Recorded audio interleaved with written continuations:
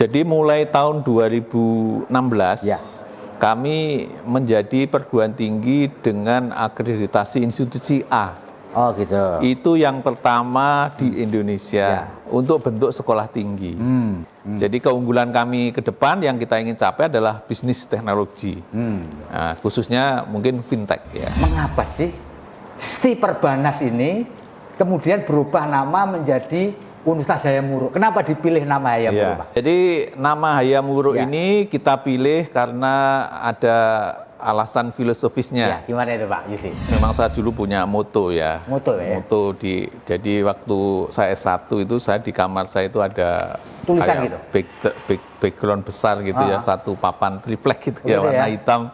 Nah itu saya menggunakan, itu jadi moto saya, itu Mujadalah 11, Al-Mujadalah 11. Bunyinya begini, Allah mengangkat derajat orang-orang yang beriman dan berilmu pengetahuan beberapa derajat. Ya.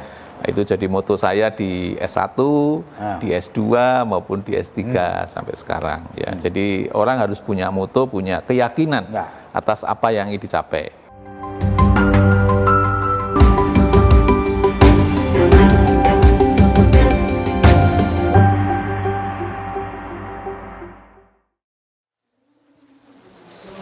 Assalamualaikum warahmatullahi wabarakatuh. Salam damai sejahtera buat kita semua. Om Swastiastu, Namo Buddhaya, dan salam kebajikan. Saya Febi Mahendra Putra, Direktur Pemberitaan Tribun Network. Sekarang berada di sebuah kampus yang luar biasa. Kampus Universitas Hayam Wuruk di Surabaya. Nanti kita akan bertemu dengan Pak Rektor Universitas Hayam Wuruk Surabaya, Pak Dr. Yudi Sutarso, SE MSI. Kita ke sana, yuk, mari.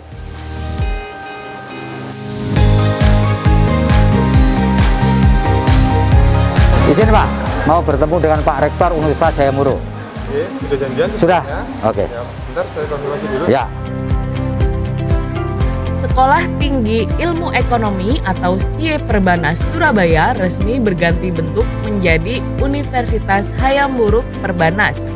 Rektor Universitas Hayam Wuruk atau UHW Perbanas Yudi Sutarso mengungkapkan dengan berubah bentuk menjadi UHW Perbanas, maka fokus studi tidak hanya pada perbankan, namun mulai dikembangkan dengan menambah fakultas teknik dan informatika. Saat ini UHW Perbanas memiliki dua fakultas. Pertama, Fakultas Ekonomi dan Bisnis, terdiri atas S1 Akuntansi, S1 Manajemen, S1 Ekonomi Syariah, D3 Akuntansi, D3 Perbankan dan Keuangan, dan S2 Magister Manajemen. Kedua, Fakultas Teknik dan Desain yang menaungi 3 program studi baru, yaitu S1 Teknik Informatika, S1 Sistem Informasi, dan S1 Desain Komunikasi Visual atau DKV. Ditargetkan 5 atau 10 tahun ke depan, Universitas Hayam Wuruk Perbanas dapat berkembang ke bisnis industri ke arah fintech. Pemilihan nama universitas dikatakan Yudi karena Hayam Wuruk adalah raja dari Majapahit yang dapat menyatukan Nusantara. Simak perbincangan News Director Tribun Network, Febi Mahendra Putra, dengan Rektor Universitas Hayam Wuruk Perbanas, Dr. Yudi Sutarso, SE MSI, dalam wawancara eksklusif. Assalamualaikum Pak Yudi. Waalaikumsalam. Luar Mas biasa. Febi. Ini kita berada di kampus yang menurut saya luar biasa Pak Yudi. Alhamdulillah. Kenapa? Karena hijau. Pak Yudi, bisa nggak dijelaskan kepada Tribuners dan pemirsa kita, mengapa sih STI Perbanas ini kemudian berubah nama menjadi Universitas Hayam Wuruk? Kenapa dipilih nama Hayam Wuruk, Pak? Terima kasih. Ya. Terima kasih Mas Febi.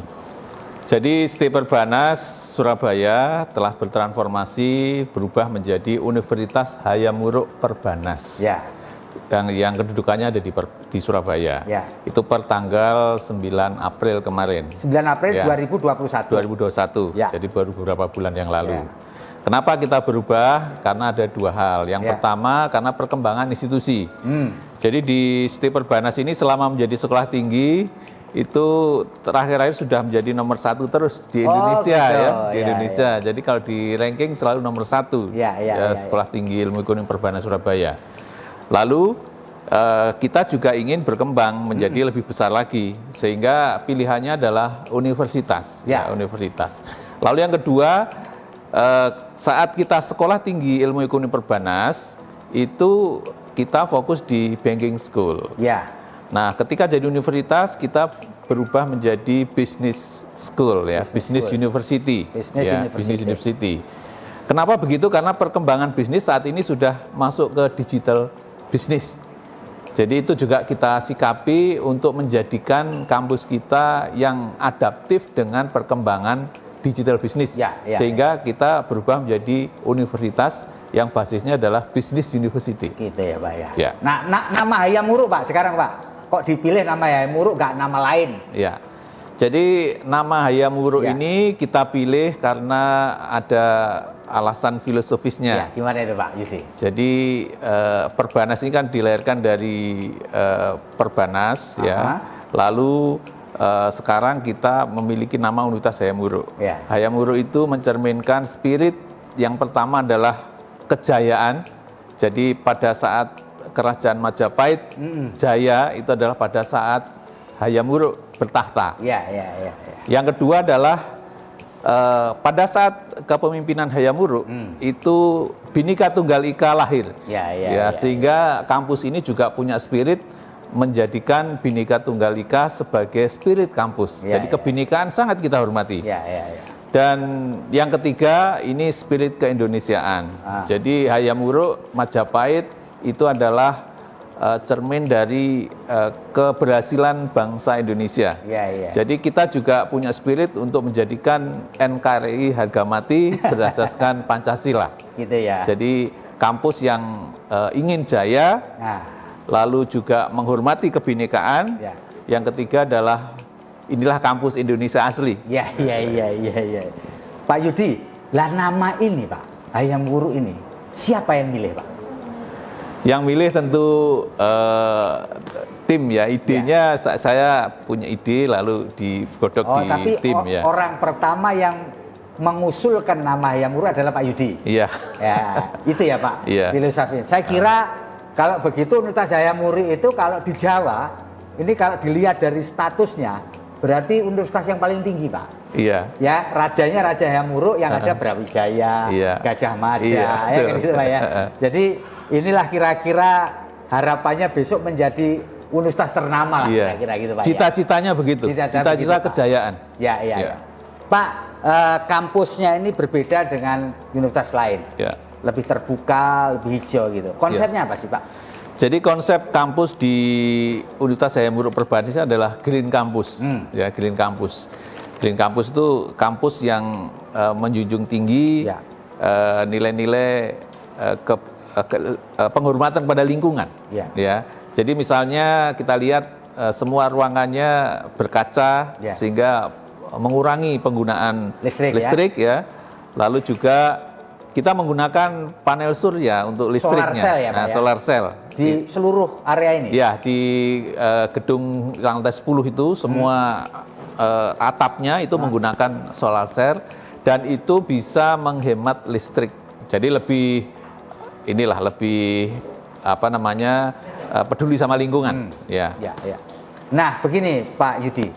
Kebetulan ketika kampus ini berdiri, kebetulan kita semua di seluruh dunia itu sedang mengalami pandemi yang sangat luar biasa, yaitu pandemi COVID-19. Apa kiat yang diterapkan oleh Pak Yudi sebagai rektor supaya tetap survive? Karena banyak tempat itu yang tidak survive gara-gara si COVID-19 ini. Pak Yudi gimana Pak Yudi? Jadi pandemi COVID ini berlangsung pada saat kampus kami sedang take off sebenarnya Jadi pada saat kita mau naik pandemi muncul mendatang gitu. Pada saat kita ngegas kampus kita ngegas lalu pandemi datang.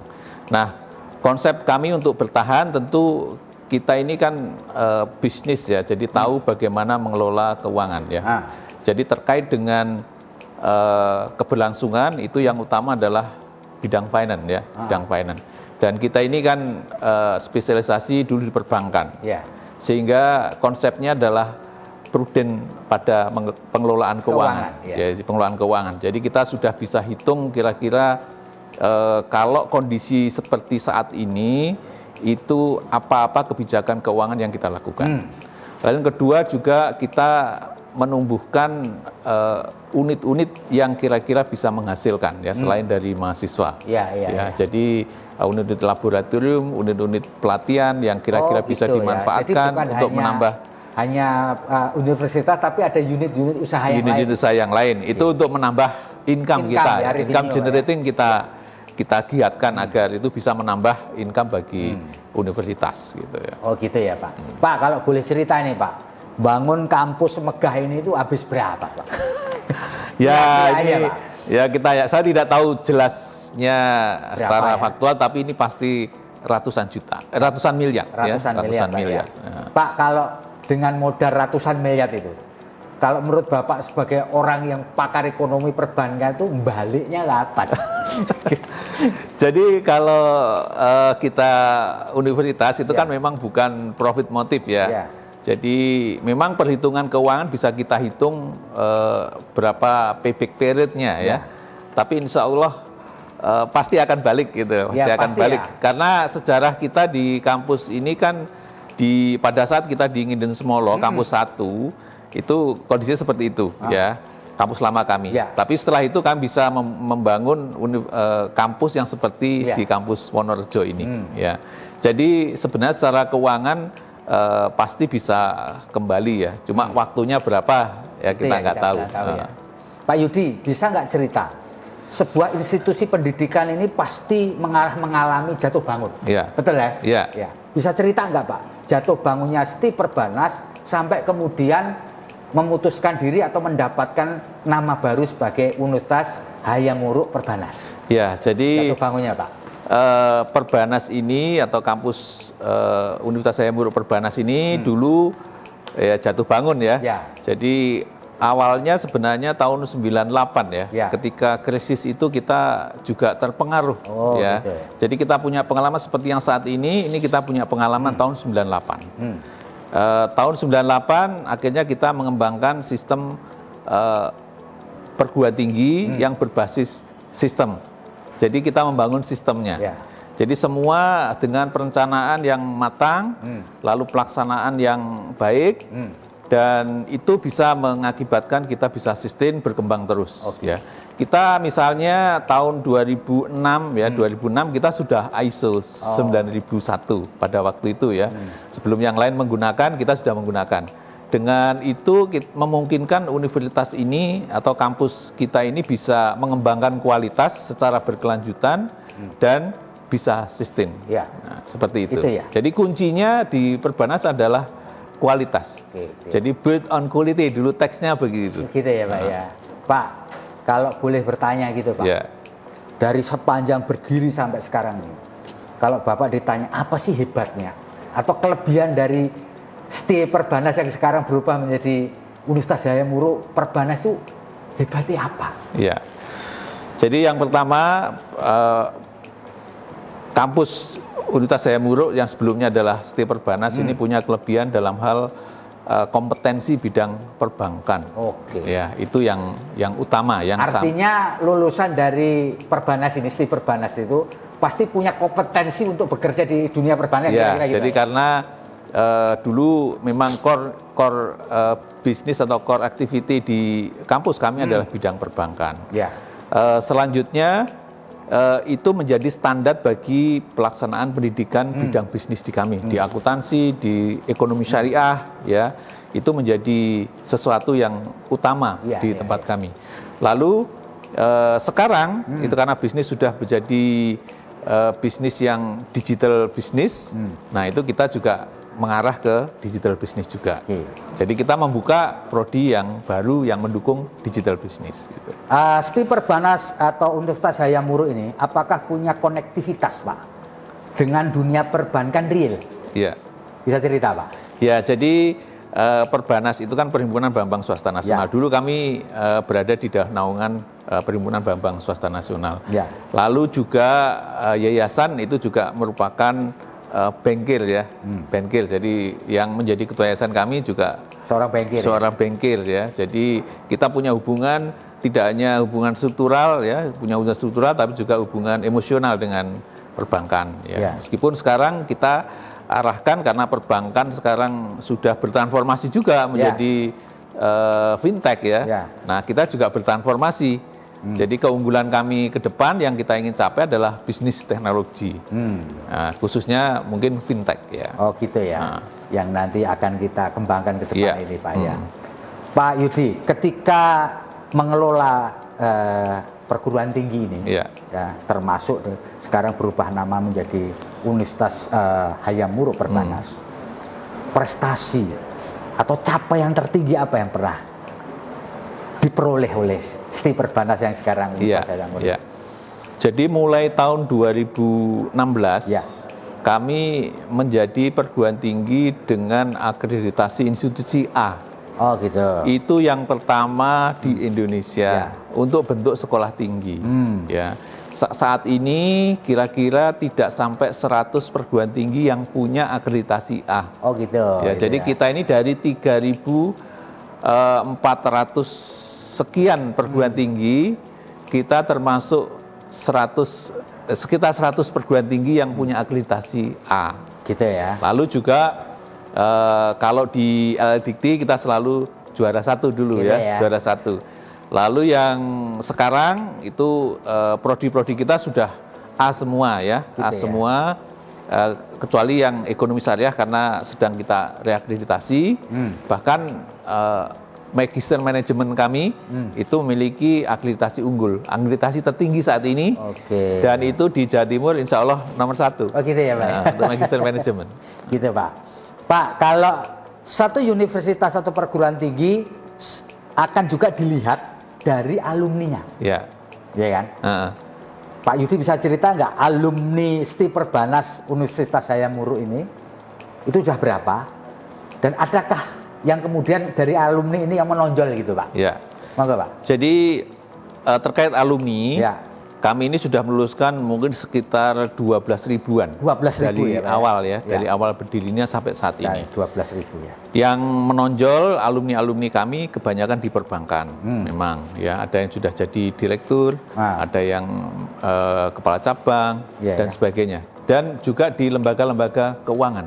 Lembaga keuangan non-bank. Non-bank Ya. ya, itu juga cukup banyak Ya. ya. Dan saat ini banyak juga yang wira swasta, karena sekarang 30% ya, Ya. itu mahasiswa juga ingin menjadi wira usaha. Ya. Jadi cukup banyak juga yang mereka berhasil dalam mengelola usahanya, gitu ya. Dan untuk alumni ini memang di Perbanas atau di Universitas Hayam Wuruk Perbanas ini kita kelola sedemikian rupa sehingga mereka bisa terserap di dunia kerja dengan Ya. mudah. Ya, ya. Ya, record kami itu 95% mereka terserap di dunia kerja. Ya, yang 5% kadang-kadang karena dia menikah jadi ibu rumah tangga dan Oke. sebagainya. Ya, dan itu kebanyakan di perbankan. Ya. Yang kedua itu di wira swasta, Ya. lalu di perusahaan-perusahaan lembaga keuangan non bank, lalu juga di manufaktur. Ya. Ya. Itu sekitar kemarin yang kurang dari 6 bulan, kurang dari 3 bulan itu sekitar 61%. Ya, data kami begitu. Kurang dari 6 bulan sekitar 72%. Gitu ya Pak ya. Nah, jadi itu record yang selalu kami lakukan.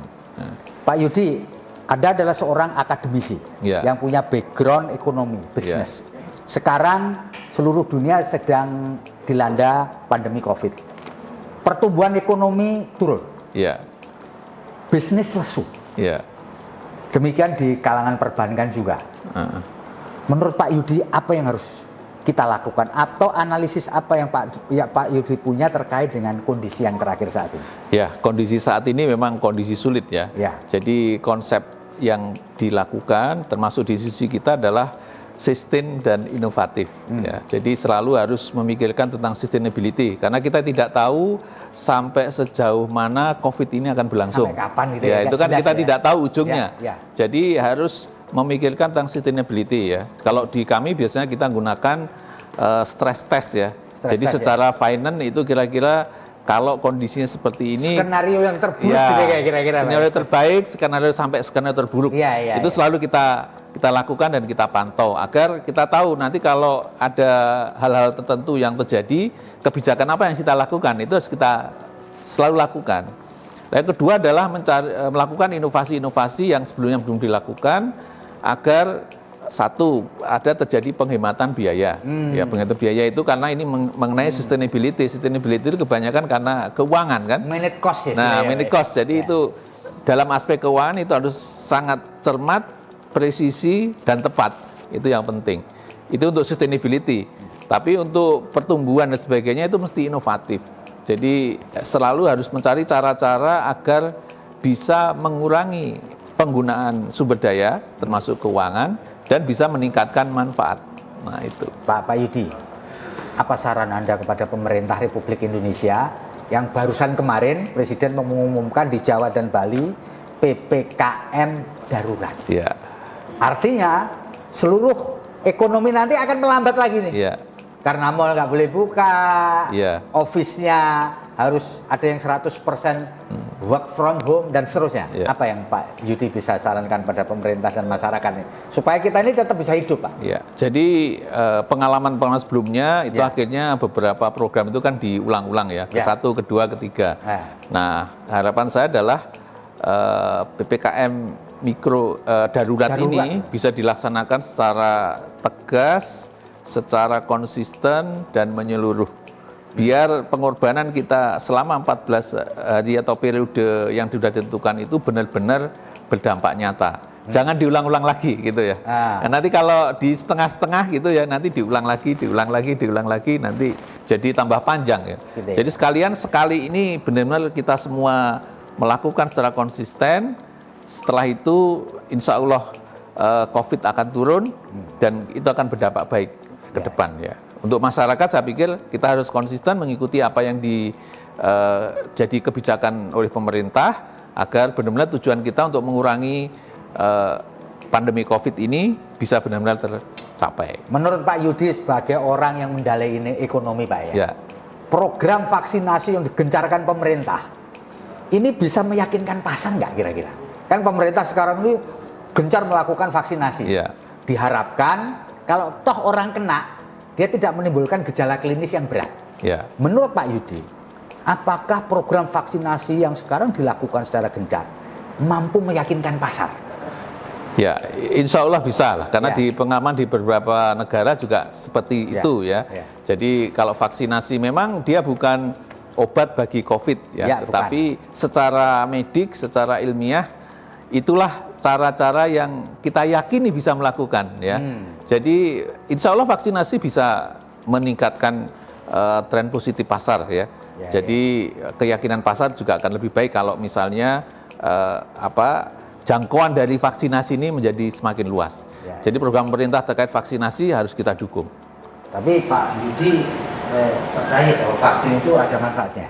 Ya insya Allah ada lah, karena orang akademi, orang medis menyatakan seperti itu, dan saya sebagai warga negara dan saya sudah divaksin. Sudah divaksin? Sudah, ya. Ada pengaruhnya Pak setelah divaksin itu? Nggak ada atau biasa? Ya aja? Ketika divaksin ya saya cuma nggak ada perubahan apa-apa ya. Jadi yang kedua juga tidak ada masalah, tubuh saya juga insya Allah sehat ya. Pokoknya saya menjaga kesehatan, olahraga cukup, tidur cukup, makan teratur gitu dan sebagainya. Itu yang utama. Ya. Nah. Pak Yudi, tentu pembaca kita, penonton kita ingin tahu dong, Pak Yudi ini sebenarnya siapa? Boleh dong Pak cerita lahir di mana, kapan, SD-nya di mana, sekolah di mana, sampai kemudian mencapai atau mendapatkan amanah sebagai Rektor Universitas Hayam Wuruk Perbanas. Monggo Pak. Ya.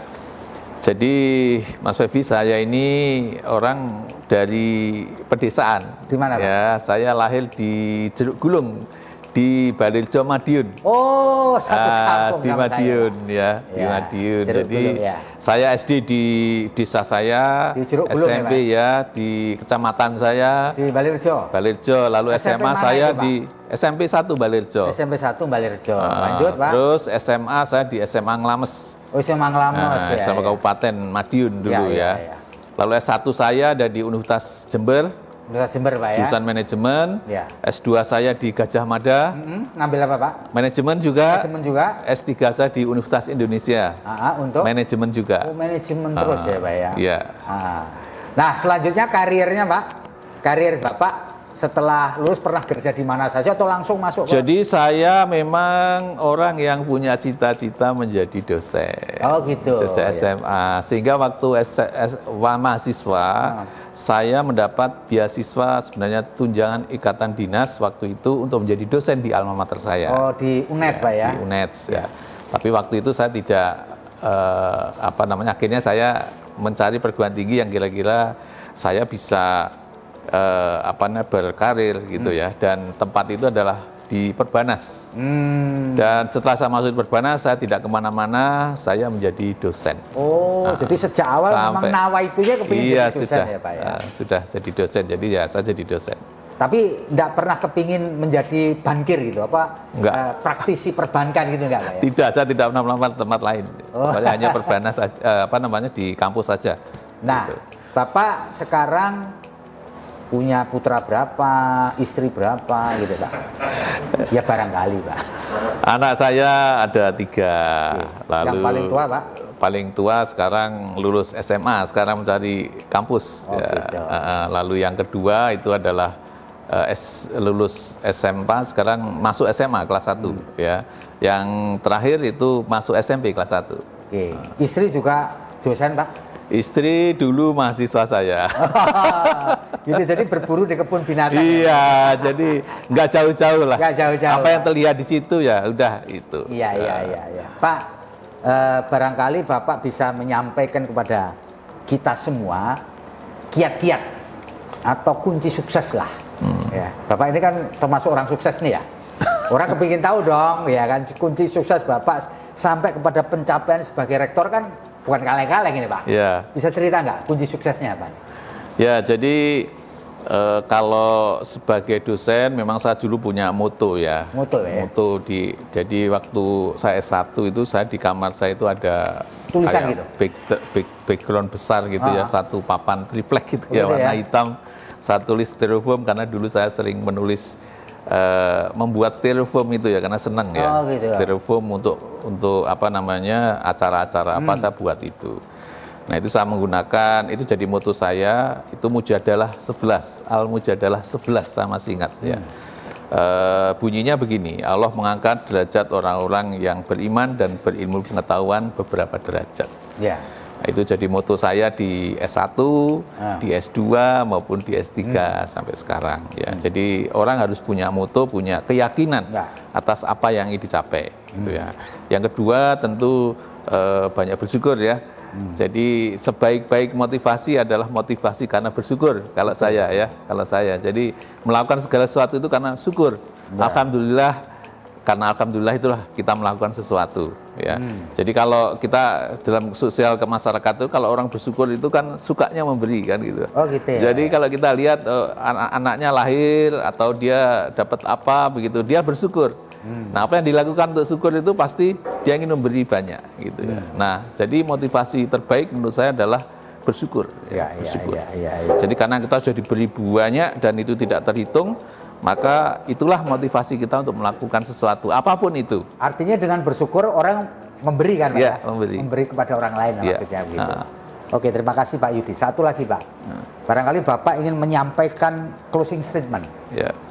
Kepada masyarakat kita, pada para penonton kita, para permisa kita dan membaca kita terkait bagaimana kita bisa tetap survive di tengah situasi yang sulit semacam ini. Ya. Jadi untuk pemirsa, bagaimana agar kita tetap survive pada saat ini? Yang pertama adalah selalu jaga kesehatan, ya, jaga kesehatan. Jadi COVID saat ini yang melawan adalah tubuh kita. Jadi kita harus benar-benar sehat, ya, harus makan teratur, tidur cukup, olahraga rutin, ya. Lalu yang kedua adalah kita patuhi protokol kesehatan, mengikuti apa yang disarankan oleh pemerintah. Dan ketiga adalah kita melakukan aktivitas seperti apa adanya seperti yang kita lakukan sehari-hari. Itu saja Pak ya, kiat dari. Demikian para Tribuners, kiat yang sudah disampaikan oleh Rektor Universitas Hayam Wuruk Surabaya yang dulu bernama STI Perbanas, Bapak Dr. Yudi Sutarso, SE, MSI. Kita sudah ngobrol banyak, terima kasih Pak Yudi Sama-sama. atas pengetahuan dan ngobrol kita pada kesempatan kali ini. Semoga kita semua selalu dalam kondisi sehat dan sukses. Demikian saya Febi Mahendra Putra undur diri. Assalamualaikum warahmatullahi wabarakatuh. Salam damai sejahtera buat kita semua. Om Santi Santi Om, Namo Buddhaya dan salam sehat.